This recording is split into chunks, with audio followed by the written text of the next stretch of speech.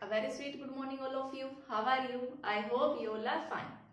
Students, today we are going to start our properties of group number 16. ठीक है, कुछ properties हमने last class में डिस्कस की थी. ठीक है, आज हम उनके आगे डिस्कस करने वाले हैं. सो आज हम डिस्कस करेंगे about melting point and boiling point. Melting point and boiling point. भाई ग्रुप नंबर 16 क्या है? ऑक्सीजन फैमिली, जिसको चैल्कोजेंस बोलते हैं ओल्ड स्टाइल से टेपो. ठीक है, हमें क्या चेक करना है मेल्टिंग बॉइलिंग पॉइंट कैसे वेरी करेगा on moving top to bottom. देखो, जब हम ऊपर से नीचे आ रहे हैं, ठीक है, ऑब्वियसली बात है मॉलिक्यूलर मास इंक्रीज कर रहा है, साइज इंक्रीज कर रहा है. ठीक है, साइज इंक्रीज होने से क्या होगा? वंडरवाल फोर्सेस इंक्रीज होती है. ठीक है, due to increase in size van der Waals forces increases. Van der Waals force of attraction क्या होगा? इंक्रीज होगा. ठीक है, अब van der Waals force of attraction increase हो गया तो ऑब्वियस सी बात है दोनों को भी मेल्टिंग पॉइंट मेल्ट करना क्या होगा? डिफिकल्ट होगा.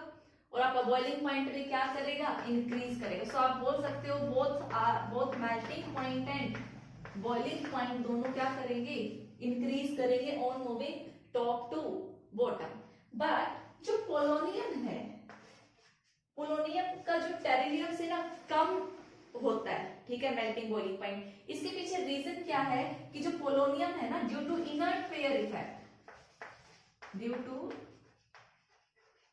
इनर्ट पेयर इफेक्ट, इसका जो melting point and boiling point जो है वो क्या होता है? डिक्रीज कर जाता है टेरिलियम से.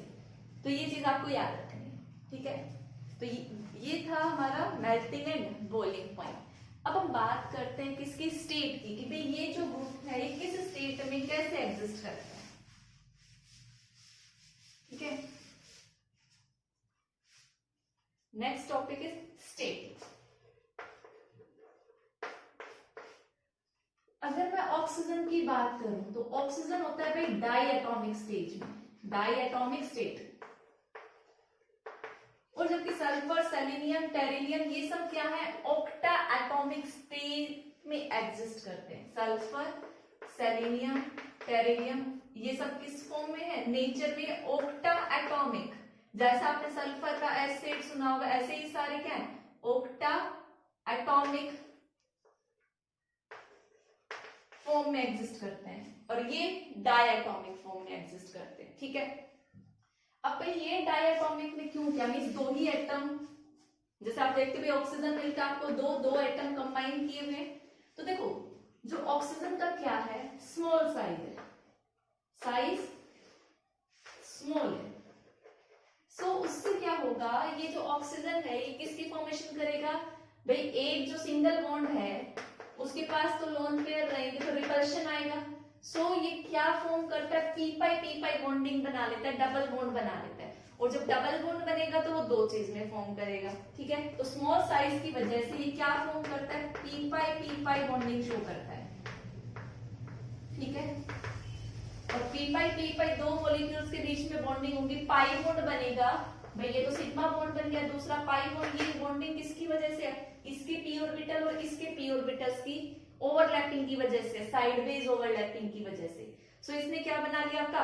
P pi bonding. ठीक है, सो पी पाई बॉन्डिंग आ गई तो स्ट्रॉन्ग बॉन्ड बन गया, स्ट्रॉन्ग बॉन्ड बन गया तो ये O2 की फॉर्म में एग्जिस्ट करता है. ठीक है, इस ऑक्सीजन का सिंगल बॉन्ड वीक बॉन्ड है और डबल बॉन्ड क्या है? स्ट्रॉन्ग बॉन्ड है.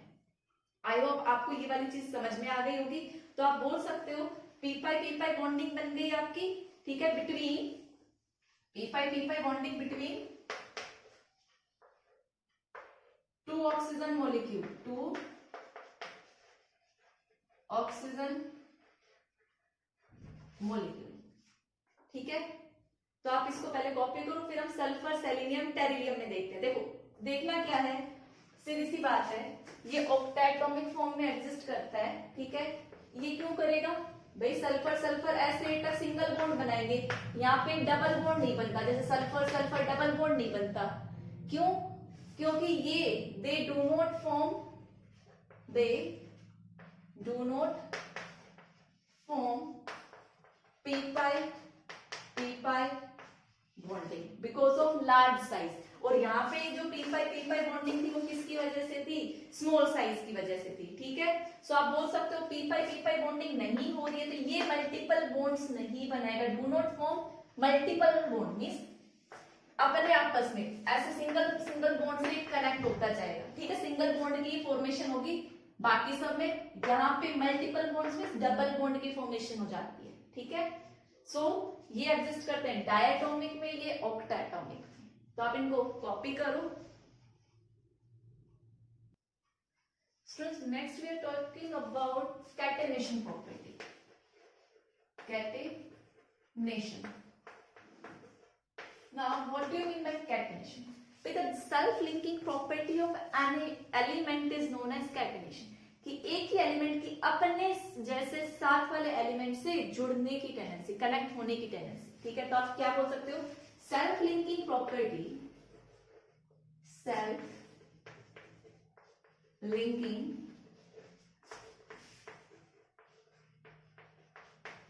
Property of an element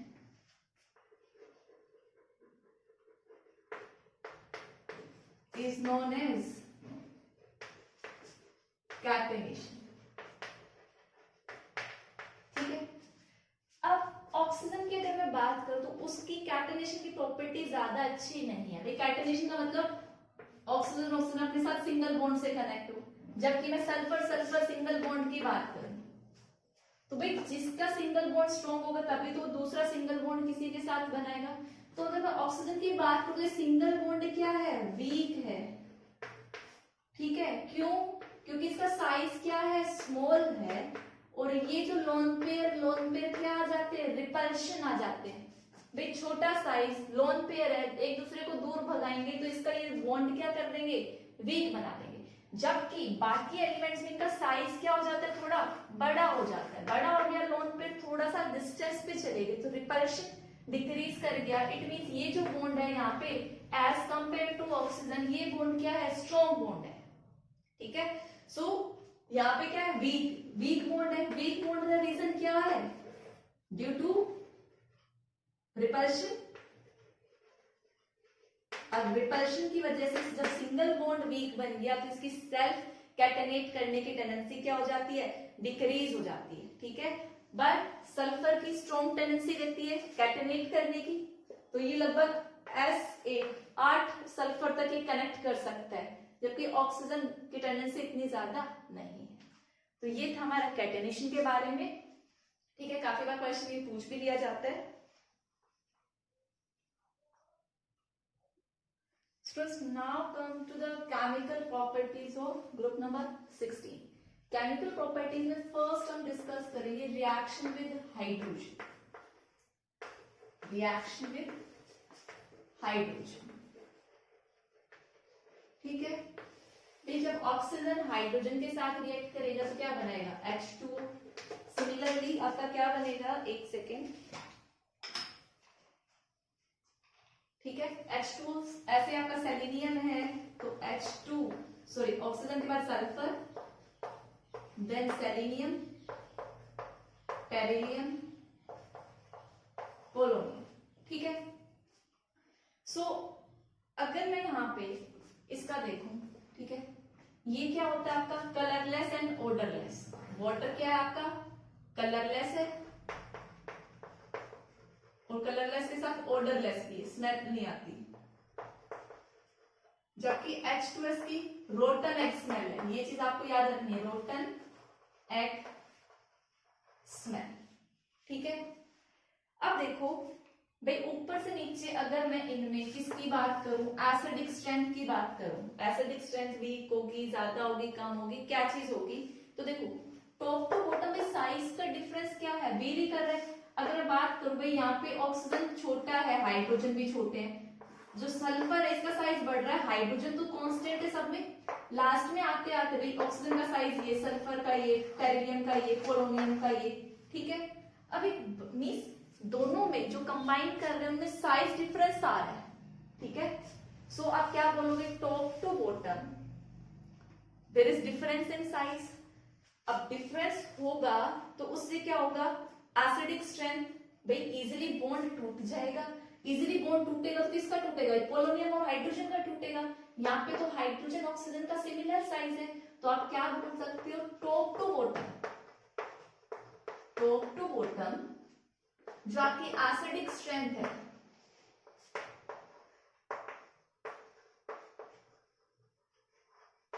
acidic strength increase. ठीक है, अब देखो भाई एसिडिक स्ट्रेंथ इंक्रीज क्यों हुई, क्यों, क्योंकि ऊपर से नीचे जब आ रहे हो there is large difference in size, means ऊपर से नीचे साइज डिफरेंस क्या करता है, इंक्रीज करता है। टॉप टू बॉटम क्या हो रहा है आपका, साइज डिफरेंस इंक्रीज। हाइड्रोजन इतना सा, पोलोनियम इतना बड़ा, तो दोनों की जो बॉन्ड लेंथ है, means bond dissociation energy, bond dissociation energy क्या कर रही है, डिक्रीज कर रही है। ऊपर से नीचे बॉन्ड लेंथ इंक्रीज कर रही है, इसीलिए अब जब बॉन्ड डिसोसिएशन एनर्जी डिक्रीज कर रही है मींस इट इजीली लॉस, या जो हाइड्रोजन और पोलोनियम बॉन्ड है वो क्या कर जाएगा, ब्रेक। ठीक है, सो आपकी H प्लस इजीली मिल गया, H प्लस इजीली मिल गया, तो क्या हो जाएगा, आपका एसिडिक स्ट्रेंथ अच्छी हो जाएगी। So it easily gives, bond dissociation energy decrease होने से it easily give H plus. ठीक है, सो ये था, this is all about the acidic strength. तो आप इसको कॉपी करो। नेक्स्ट हम डिस्कस करते हैं इनके बॉन्ड एंगल के बारे में। स्टूडेंट्स नेक्स्ट जो है बॉन्ड एंगल, जैसा कि मैंने कहा रिएक्शन विद हाइड्रोजन ही, ऊपर वाला चेंज कर लेना। कौन सी प्रॉपर्टी देख रहे हैं, जो हाइड्रोजन के साथ रिएक्शन की उसमें हम प्रॉपर्टी देख रहे हैं बॉन्ड एंगल। ठीक है, तो देखो वैल्यूज मैंने लिख दी है, तो आपको ऑब्वियसली बात है जब आप इधर से इधर मूव करते हो आपको क्या नजर आ रहा है, बॉन्ड एंगल डिक्रीज कर रहा है। आप सबको शेप तो मालूम नहीं होगी भाई, जनरल अगर मैं देखूं वाटर है तो सबके सब क्या है भाई, आप हाइब्रिडाइजेशन कैलकुलेट कर सकते हो। हाँ, सेंटर एटम यहाँ पे क्या है, ऑक्सीजन है, ऑक्सीजन के पास वैलेंस शेल में कितने इलेक्ट्रॉन, 6 इलेक्ट्रॉन। ठीक है, कितने मोनोवेलेंट अटैच्ड है, 2, ना कोई पॉजिटिव चार्ज ना कोई नेगेटिव, तो कितना है 4 में से आपका क्या 4 आया, तो मींस हाइब्रिडाइजेशन क्या हुई, sp3। 4 में से आपके 2 लोन पेयर हैं और H2 क्या है, 2 lone pair and 2 bond pair. तो ऑब्वियस सी बात है जब 2 लोन पेयर आ जाते हैं और 4 चीजें होती हैं तो क्या होती है, बेंट शेप होती है। सबकी क्या होगी, यही शेप होगी कि भाई ये ऑक्सीजन 2 हाइड्रोजन बॉन्डेड है और इनके पास 2 लोन पेयर है। ठीक है, अब ये ऑक्सीजन हुआ, सल्फर का क्या होगा भाई, साइज थोड़ा सा बड़ा हो गया। ठीक है, 2 हाइड्रोजन अटैच्ड है। मैं डायग्राम थोड़ा सा छोटा करती हूँ, इतना स्पेस नहीं है। ठीक है, इधर देखो, ये हाइड्रोजन लोन पेयर, जब इधर भी सल्फर का साइज थोड़ा सा बड़ा हो गया, ये आपका सल्फर, इसके साथ 2 लोन पेयर अटैच्ड है, वही से 2 हाइड्रोजन, थोड़ा गए सेलेनियम, फिर 2 लोन पेयर, हाइड्रोजन, टेरिलियम का साइज थोड़ा सा और बड़ा हो गया, लोन पेयर ये हाइड्रोजन एंड हाइड्रोजन। ठीक है, सो अब देखो क्या होगा, ये मैं रब कर रही हूं ऊपर का, वैल्यूज तो आपने लिख ही ली होंगी। देखो भाई बॉन्डेड इलेक्ट्रॉन यहां पर शामिल है, ये क्या है, बॉन्डेड इलेक्ट्रॉन। अगर मैं इसको अलग कलर से शो करूं, ये ठीक है, सो इन बॉन्ड पेयर में जब बॉन्डेड इलेक्ट्रॉन है तो देखो जनरल ट्रेंड, जब आप यहां से यहां मूव कर रहे हो तो सेंटर एटम का साइज क्या कर रहा है, इंक्रीज कर रहा है। और आपका बॉन्ड एंगल क्या होता है, बेसिकली ये। ठीक है, जब आप यहां से यहां मूव कर रहे हो तो आपका साइज क्या कर रहा है, size of central atom increase कर रहा है। जब साइज बड़ा होता है तो मतलब इलेक्ट्रोनेगेटिविटी कम होती है, ज्यादा होती है। भाई अट्रैक्शन कम हो गया साइज बड़ा होने से आउटर इलेक्ट्रॉन के साथ, तो उसकी इलेक्ट्रोनेगेटिविटी भी क्या होती है, डिक्रीज करती है। वो चीज हम पढ़ चुके हैं। साइज बढ़ने से जब आप इधर से इधर मूव करोगे तो electronegativity negativity of central atom क्या कर रही है भाई, डिक्रीज कर रही है। इट मींस सेंटर एटम ये ज्यादा इलेक्ट्रोनेगेटिव, ये कम, ये कम, ये कम। तो देखो इलेक्ट्रोनेगेटिविटी कम होगी तो जो शेयरिंग इलेक्ट्रॉन है अपनी तरफ कम खींचेंगे। भाई ऑक्सीजन ने तो क्या कर रखा है, इलेक्ट्रॉन को अपने पास रखा हुआ है दोनों। सल्फर के थोड़े से क्या है, इससे दूर है। सेलेनियम की मैं बात करूं तो देखो थोड़ा बड़ा बनाती हूँ, सेलेनियम से थोड़ा सा और दूर। टेरिलियम से क्या होंगे, बिल्कुल दूर। ठीक है, तो देखो यहाँ पे इलेक्ट्रॉन जब पास आ गए तो दोनों में ये रिपल्शन तो है ही सभी में, लोन पेयर रिपल्शन तो है। बट या इसके साथ साथ क्या आ गया अंदर, यहाँ पे बॉन्ड पेयर रिपल्शन भी आ गया। ये इनको कम करेगा, बॉन्ड को पास लाएगा ये वाला फोर्स, और जो इनमें जो पास आने से इनमें आया वो इनको दूर भगाएगा। ठीक है, और यहाँ पे क्या हो रहा है, आपके जो शेड इलेक्ट्रॉन है वो सेंटर एटम से दूर जा रहे हैं, तो रिपल्शन क्या कर रहा है, डिक्रीज कर रहा है। मींस इनमें जब कोई रिपल्शन नहीं है तो दूर नहीं जाएंगे तो बॉन्ड एंगल कम होगा। सो आप कह सकते हो इलेक्ट्रोनेगेटिविटी क्या होगी, आपकी डिक्रीज होगी। ठीक है, सो यहां से यहां मूव करने पे क्या होगा, bonded electron is away from the central atom। ठीक है, और जब बॉन्डेड इलेक्ट्रॉन सेंट्रल एटम से दूर हो गए तो रिपल्शन क्या होगा, कम होगा, रिपल्शन डिक्रीज। और रिपल्शन डिक्रीज हो गया तो बॉन्ड एंगल भी क्या होगा, डिक्रीज होगा। तो आप लिख सकते हो बॉन्ड एंगल डिक्रीज। ठीक है, ये क्वेश्चन भी काफी बार पूछा गया है कि ट्रेंड क्या होगा बॉन्ड एंगल का, और ये लगभग सभी में है। ठीक है, अमोनिया वाला केस लोगे तो उसमें भी हम यही चीज देखते हैं, इलेक्ट्रोनेगेटिविटी किसकी ज्यादा है, इसकी ज्यादा है या इसकी ज्यादा है, तो इलेक्ट्रॉन किधर रहेंगे। ठीक है, तो आप इसको कॉपी करो, बहुत सिंपल था। यहाँ पे इलेक्ट्रॉन सेंटर एटम से टाइटली बाउंड है, यहाँ थोड़ा थोड़ा दूर होते जा रहे हैं, तो रिपल्शन क्या हो गया, कम हो गया। तो ये एंगल, ये ज्यादा दूर नहीं जाएगा तो ये एंगल क्या होगा, कम होगा, और ये एंगल क्या होगा, ज्यादा होगा। ठीक है, तो आप इसको कॉपी करो।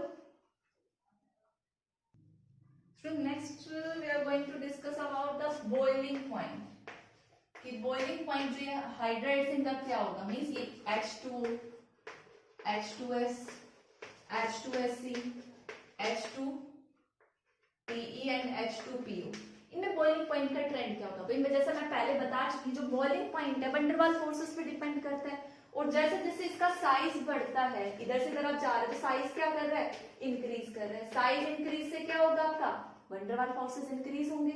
तो आप बोलोगे वंडर वाल फोर्स ऑफ अट्रैक्शन क्या होगा, इंक्रीज होगा, और जिससे क्या होगा, बॉइलिंग पॉइंट भी आपका इंक्रीज होगा। As simple as that. But आपको पता है चीजें इतनी आसान तो होती नहीं है, कहीं ना कोई अपनी टांग अड़ाने आ ही जाता है। तो आपका H2O भी कुछ ऐसा ही है, बीच में अपनी टांग अड़ा देता है। ट्रेंड हो रहा था हमारा कि यहाँ से यहाँ क्या होना चाहिए था, डिक्रीज, लेकिन ये जो डिक्रीज है वो यहाँ से नहीं, वो यहाँ से होता है। यहाँ से तो आपको सेम ट्रेंड देखने को मिलेगा, बट H2O अपनी ही अलग कहानी गाता है।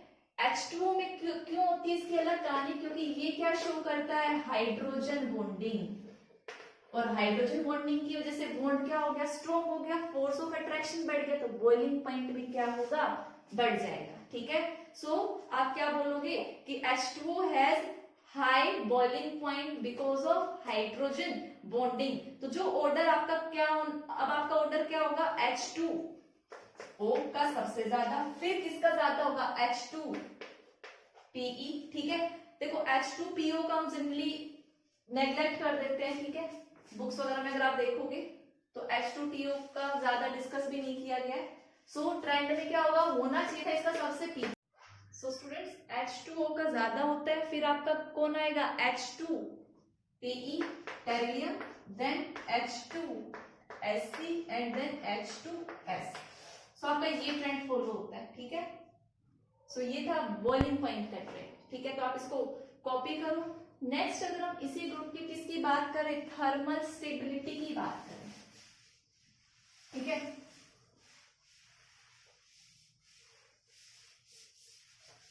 देखो मैं किसकी बात कर रहे हैं, thermal stability.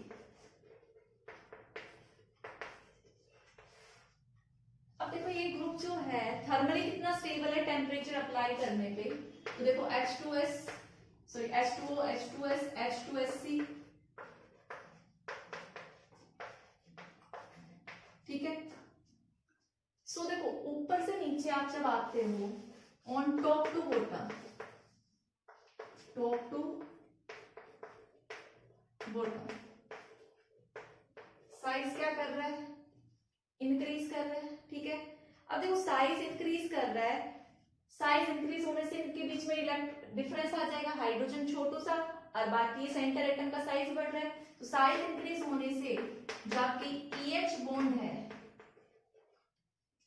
EH bond length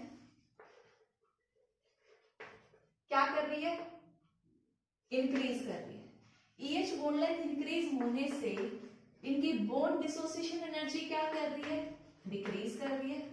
bond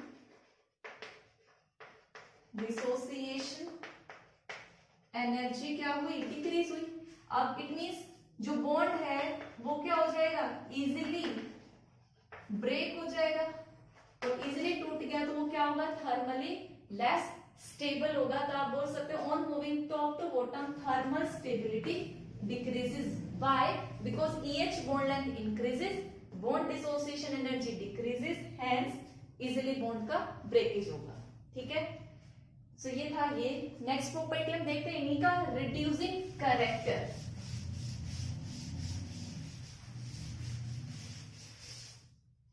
क्या देख रहे हैं, रिड्यूसिंग कैरेक्टर।